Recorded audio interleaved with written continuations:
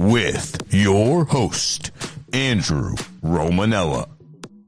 When you play Battle in Mario Kart and you don't turn off any of the items, there are bananas everywhere.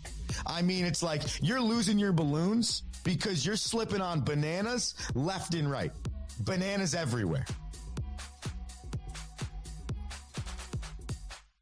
What's going on, everybody? Welcome into another edition of The Rome Show here on 12ouncesports.com, broadcasting live on YouTube, on X, on Amazon, and on Roku TV. I'm your host, Andrew Romanella. I got you for the next 30 and change. We welcome in the listener, including our favorite listener, Kai, the goalie. It's a Tuesday. Aha, April Fools. I got you. It's only Tuesday. That means it is hockey with Rocky today. Oh, man, we are excited. He'll join us in about 8 minutes to discuss all of the things in the National Hockey League, including only 17 days remaining in the regular season, as little as 7 games for some teams in the National Hockey League, and as many as 9 for others, and still a lot to be determined. So Rocky's here today,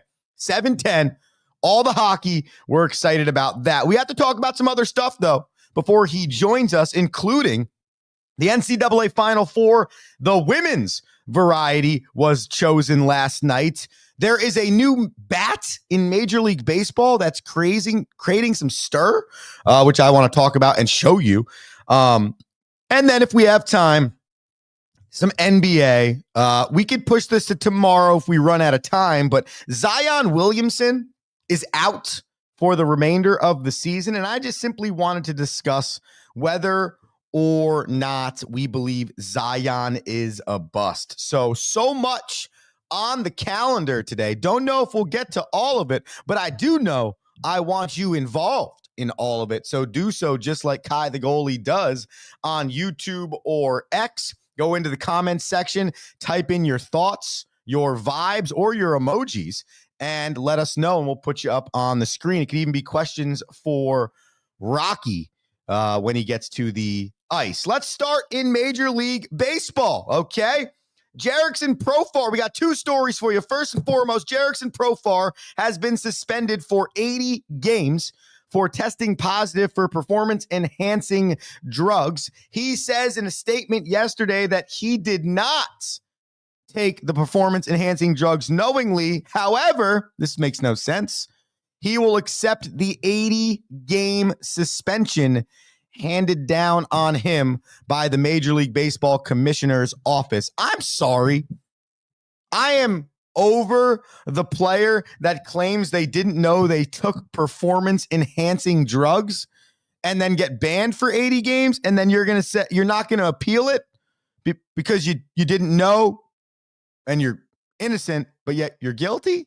No, you took the performance-enhancing drugs. Why don't you just come out like a real person and just say, hey, they finally caught me. I've been pumping juice into my system for the last few years to catch up with some of these young guys, and they finally caught me. It's okay, but I can't stand this. I would never knowingly take performance-enhancing drugs. Then you got banned for 80 games, and you're not going to try and appeal that if you didn't knowingly ever take them. It's just wild to me. And how do you not know? How do you not know? So Jerickson Profar for the Atlanta Braves out 80 games to start the season, and that's probably not great for the Braves, who started this season 0-5,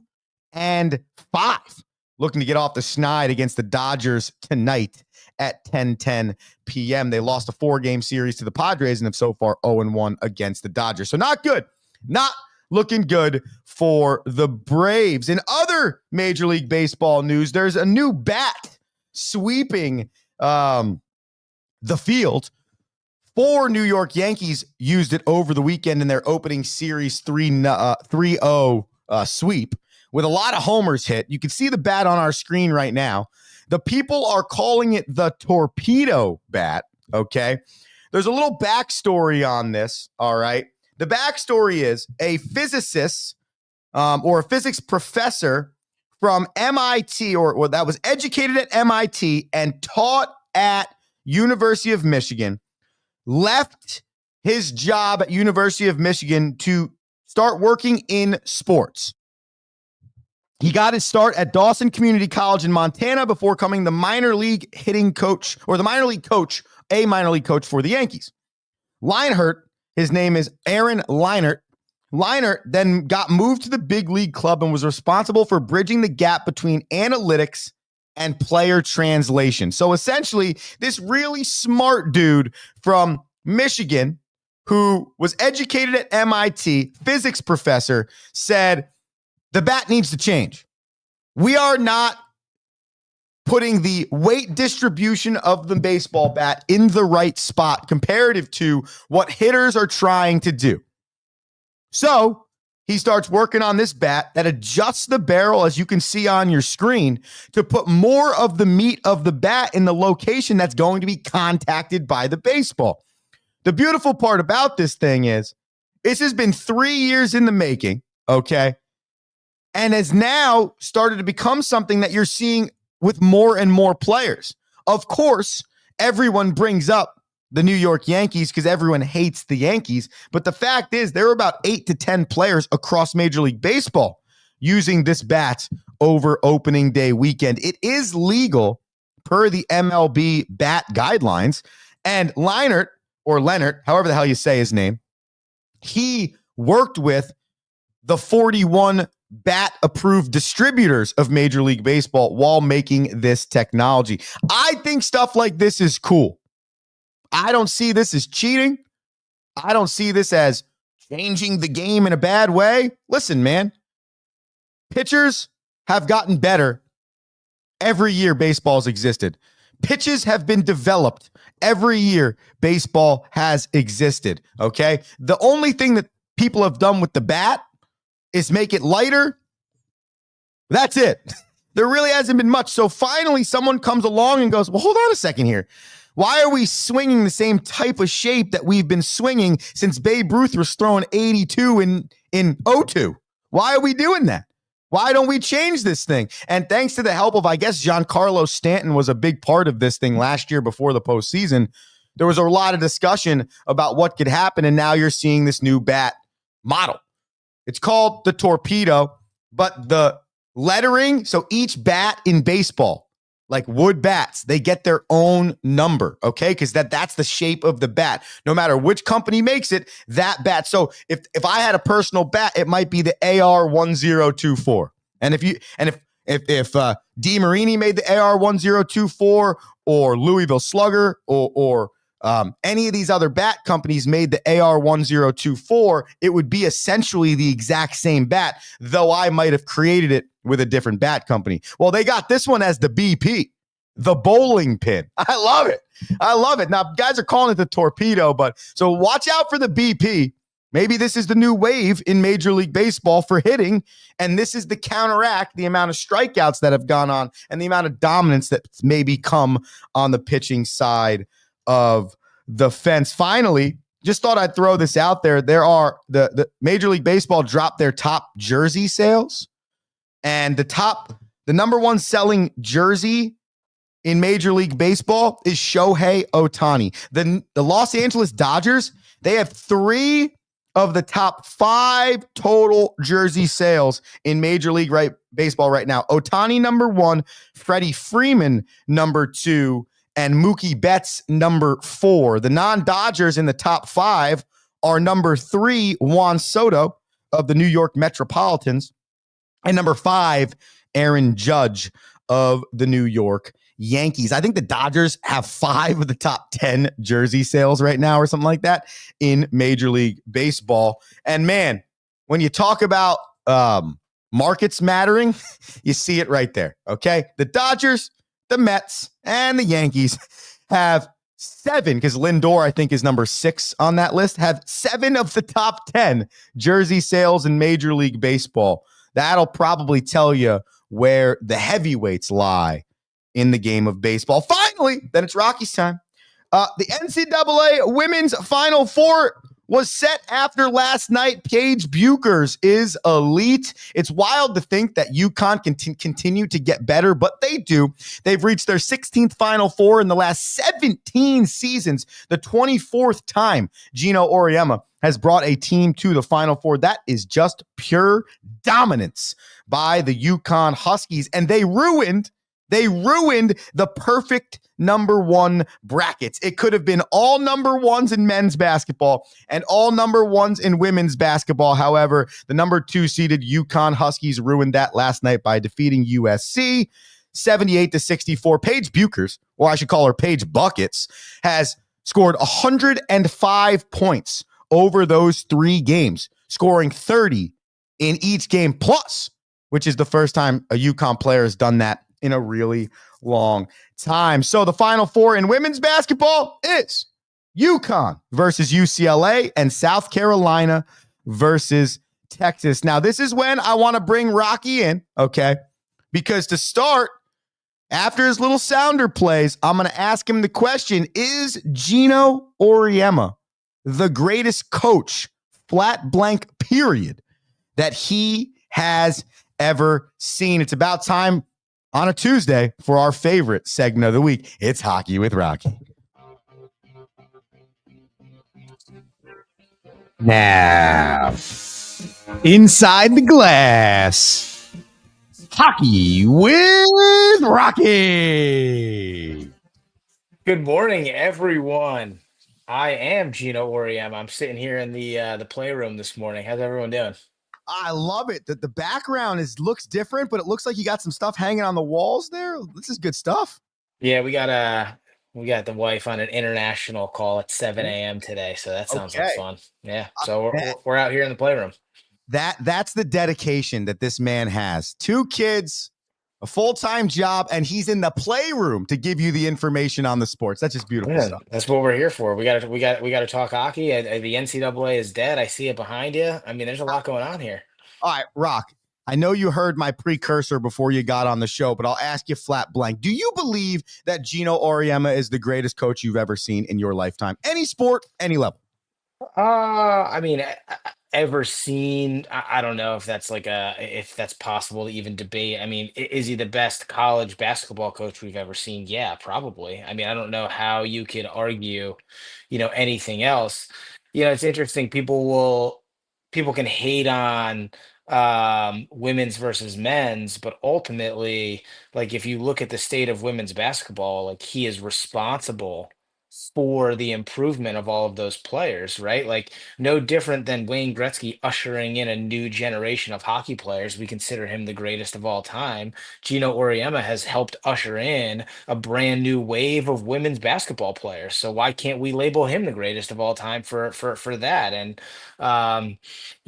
obviously the dominance, the winning, but more importantly, just the number of athletes that go on to continue to play after they're gone out of UConn is probably an even greater testament to his greatness. So why can't he be the greatest basketball coach we've seen? I mean, I think he has to be, right? In our generation, there's no one else that you could match him to. I couldn't agree more. And I think the reason why I've come to the conclusion today that if I look at all the sports I've watched, I've watched Joe Torre in my lifetime. We've watched Nick Saban at Alabama. Hell, we've watched Jim Calhoun on the other side of UConn for a really long time.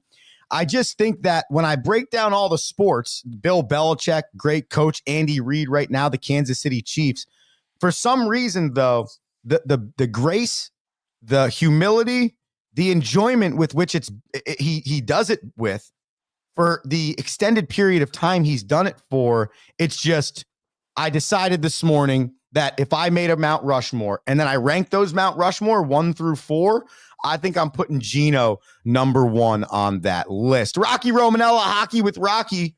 It's a Tuesday. You can get us on YouTube and X, The Rome Show 112OZ Sports, if you want to comment and ask Rocky a question. Okay, where you want to start, sir? It is your time. I love it. I mean, I think we've got to start obviously with there's 17 days left in the NHL season. The eighth and final wild card spot in the East is still completely up for grabs. Who wants to play themselves out of it? It looks like I think the Canadians are the only ones that actually want to play in it, and they're only being held back by the fact that they're probably not that good at the end of the day. Um, the Rangers, it's really theirs to lose, which they've been losing. So, we'll see how they do tomorrow night against the Wild.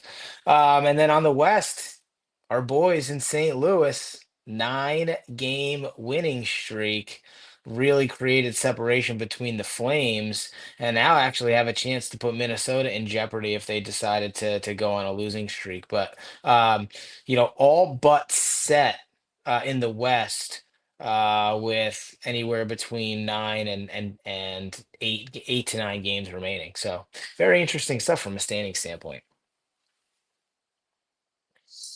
If you're interested in an incredible story, tune into the Colorado Avalanche. And if you are monitoring Gabriel Landeskog's return to the NHL, it will be an absolutely momentous return if he can be healthy enough to play for the playoffs. He's been out for almost 2 full seasons, suffering a laceration to his knee from a skate during a game.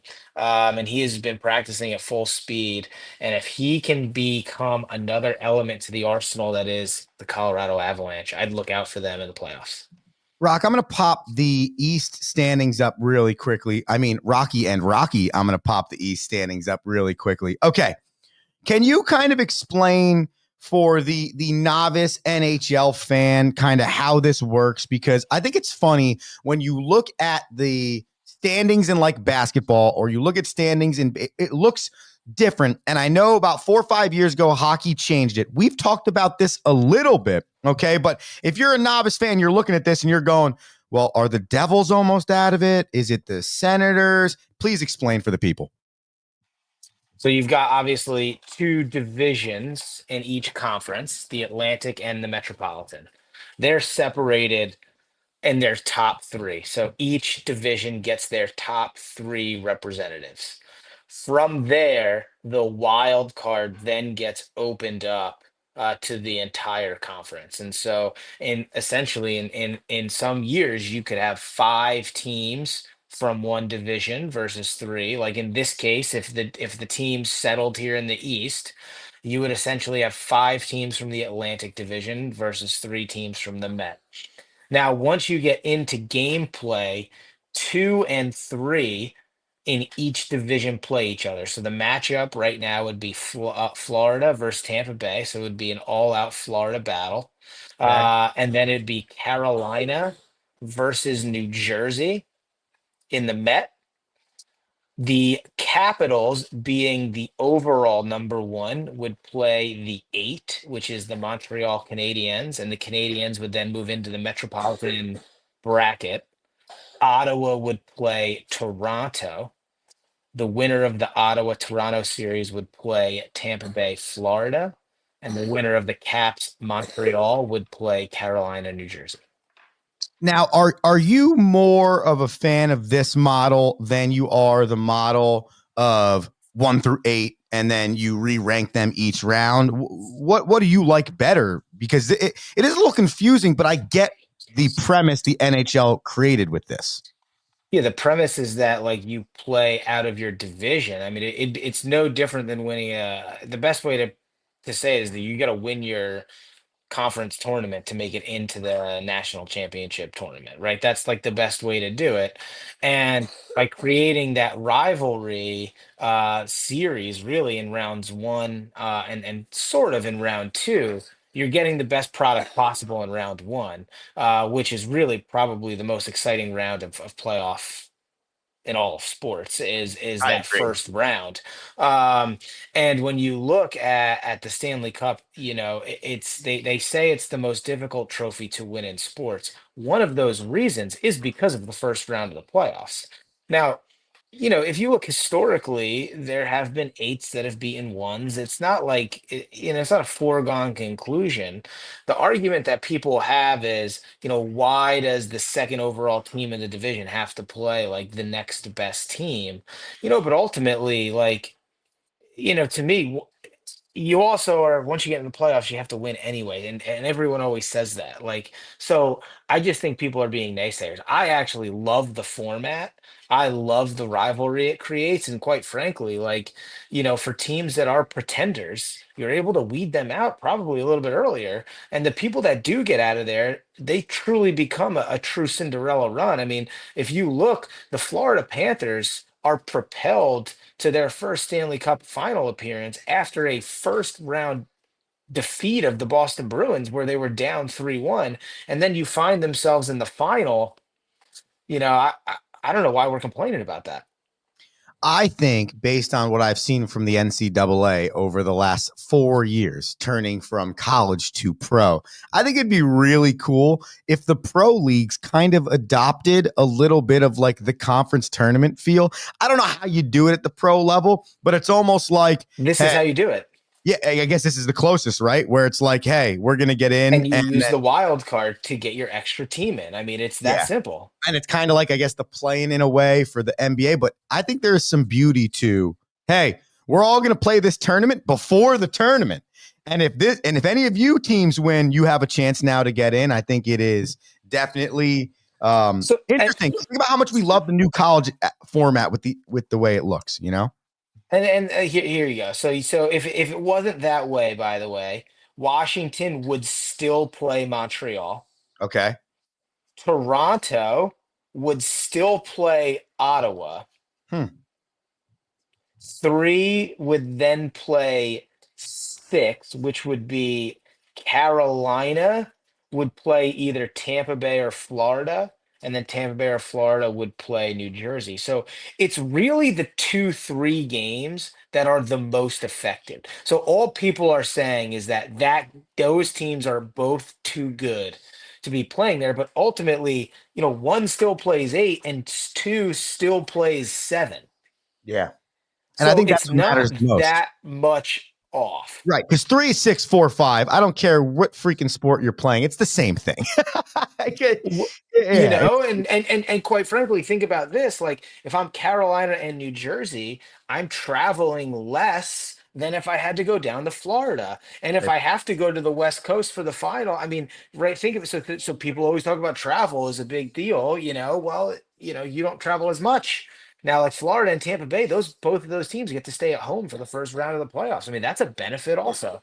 Yeah. Yeah. It all depends on who lies there. All right. It's Hockey with Rocky. It's a Tuesday. It's the Rome Show, 12 OZ Sports. You know the drill. Rocky, there's a new TV deal, and I think it's really big. And I find this fascinating. I find it fascinating that in the National Hockey League, we have a TV deal for America, and then we have a TV deal for Canada. Well, the deal signed by the NHL with Rogers Communications, 12 years, $7.7 billion. Rocky, if you were wondering, the current U.S. deal that the NHL signed was in 2021 with ESPN and Turner Sports for 7 years, $4.5 billion.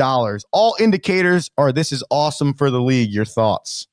Yeah, it sounds like I read a little bit about it. It sounds like it's a continuation of the current deal, right? The terms don't go any longer. The money is just bigger. Woo! Um, We love that. I and like so think about it this way, like when the original deal's made, they open up a renegotiation window at this time, and to be able to take advantage of that means that there's obviously healthy representation and healthy viewership, or else you wouldn't have had such a big number. Like True. the increase in payment wouldn't have been so big. So I just think for me it's an indication of how healthy the league is. um it's even more fascinating, not just that the two countries have their own deal, but there's only 6 Canadian teams. It's what's ridiculous. Like it's like your TV deal for Canada is better than like the TV deal for Major League Baseball. It's like that's impressive. No, and across the league, this is probably the least amount of Canadian players that you have in the NHL comparative to history, just plain history, which is, so you have the least amount of Canadian players in the NHL. You only have a sixth of the league, representing. And some of those players are American and Russian and European, so it doesn't even matter. But they're That's just their great. love for the game is enough for $7 billion a year. I, do you think, Rock, that it is because there are more non-Canadians in the league that it would be important for this deal to be greater? Because people need to stream the TSN in Russia or in Um, Sweden, you know, I to think watch those players. I think streaming probably has a lot to do with it, right? It plays into, ESPN Plus's ability to broadcast the games, et cetera, et cetera. Boy's got hockey cards in his hand, so it's hockey Love with it. Rocky all around here. Hockey Um, Miller, Rocky. but yeah, but I think like I think it'd be I'm curious to know what the Big Ten networks got and viewership, because in reality the population of Canada is as big as California. It's a great point.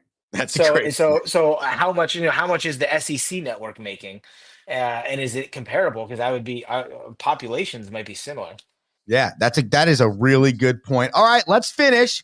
I see little Rocco's got They saw his it. hockey cards there. Hopefully he grabs some good ones. All right. Hopefully he grabs some good ones. Maybe like no Rangers right now. We'll hold off on those for a little bit. Igor Uh, Shesterkin is the only all right. valuable That is correct. card. Next Tuesday, or excuse me, 2 Tuesdays from now, once the playoffs are set, I'm letting you know this right now. I want to go with Rocky's way too early offseason moves. And I Wow. want you to pick apart Off-season moves. 5 moves before the playoffs even start. Because I think what happens is the playoffs start. And I think the reason why it is so hard for fans to absorb other sports outside of football is because the minute football ends, we actually talk more almost about the offseason than we do the in season. I feel like Football sometimes. off season's exhausting. Oh So, my so, gosh. but I can't even keep up with the fans. Like even my friends, it's just like how do you I know don't all care what this? Aaron Rodgers is going to play quarterback next I year. know when you sent me like Rogers signed a TV deal, I was like, Aaron Rodgers? No. Yeah. Oh, no, Rogers communication. But either way, we thought we could give the hockey fans a little bit of that here on the program. All right, last one. Ovi scores 890. Rockies 4 away. Every time he scores, we give you a chance to talk about it. Here's your floor. I mean, so, it's funny. He had that little cold streak after we talked about him last week, and a couple of people I talked to, like I even talked to some people that like, I don't know if he's gonna do it. I was like, what do you mean you don't know if he's gonna do it? Right. I was like, he's got 12 games left. The guy's gonna go off. He's gonna have a hat trick, at least one of them. It's a good You point. know, And now he's got like think 9 about left. Still plenty. if I could only hope Ovi has a similar exit as Derek Jeter, right? Derek Jeter's 3,000 hit home run. Derek Jeter's last at bat as a Yankee, game winning hit. Like maybe Ovi's tying goal or a head goal is a hat trick goal. Like, like that'd be sweet, you know? Or if it's or at the very least it's a one-time slap shot from his home on the power play. Like, give him, I'm excited to see how it happens. I kind of hope it's an empty netter just for all the naysayers. It's definitely. I mean, people are gonna go nuts. I feel like Ovechkin's the type of dude, though, that would actually miss the empty netter at 893 and would wait and actually score it as a I legitimate goal. I talked to a Caps fan. No, he wouldn't. I talked to a Caps fan over the weekend, and even he, a Caps fan, was like, "They just got to keep doing what they're doing. Go up by one or two, pull the goalie, and get him on the ice." That's genius. Genius. That is genius. All right, Rock, we thank you as we always do for your time here on the program on a Tuesday, but we don't let you leave without your last thoughts, and here they are for the people. Here you go. Listen, we talked about it last week, but you've got a 50-50 chance now. You've got Denver, Western Michigan on one side, and you've got Penn State, Boston University on the other side. So 50-50 shot at your West Coast team We'll taking the see. dub here That in didn't the look like a Frozen good Four. question last week, but it's a good Yeah. question now, isn't it? Yeah, it is. It is big, good, great foresight out of you. Oh, And then at the Division 3 ranks, Hobart College, the Statesmen defeat Utica University over the weekend, 2-1 in overtime for wow. their not one, not two, but their third NCAA national championship in a row. So Have that's they your even news out of the lost a hockey there. game during that stretch? They did their first game. Their winning streak came to him and mid-season, but very much upstate Western New York, well represented in the D3 finals, with Geneseo being in it deep too. So But congrats to Hobart. And that's what you got. Hockey with Rocky. We'll see you next week. That was just fantastic stuff. Wow. Yes, it gets better every week. And you know what the best part about it this week, Rock, is you doubled the amount of Rockies on the show. And I mean, that's people, you can't get that everywhere. The only response is he shoots, he scores. You know, That is that's right. That's all there is. I can't handle this too rocky right now. You have a great Tuesday, fine sir. Thank you for your time. And now we spend our time finishing the show. I told you yesterday that it was going to return today. Daily Banana. All right, here we go, people.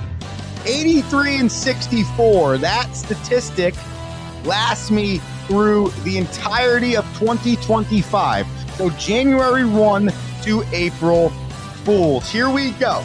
I got the Sharks and the Ducks tonight. The Ducks are home. The Sharks are, the Ducks are favored by 1.5. Currently, Anaheim is 25 and 12 against the spread at home. I'll take the Ducks at the -1.5. We go to the hardwood. The Nuggets, they play the Wolves. The Wolves just got into a ridiculous fight with the Pistons. They're on a 3-game winning streak. I believe that's going to come to an end at the hands of Joker and the Nuggets. Give me the Nuggets on the money line against the Wolves. Finally, we have the New York Knickerbockers against the Philadelphia 76ers. The 76ers are a slight bit of a joke this year. The Knicks are really good. Haven't had Jalen Brunson in 12 games. We told you yesterday. They are 7-5 in those games. They are 17, 18, and 2 against the spread at home. Not that the 76ers are much better in any light, but the Knicks are favored by 15 in this game. And though I think they're going to win, I don't think they're going to win by 15. So give me the 76ers at the +15. And so for my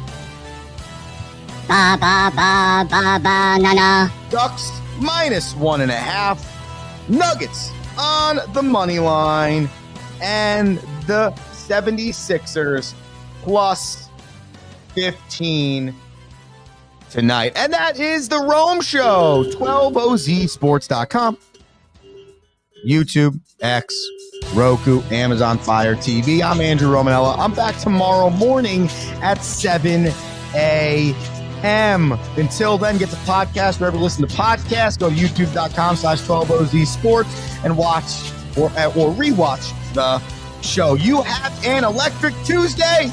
Don't April Fool's anyone. It's really not that cool. Andrew Romanella. Face! Thank you for listening.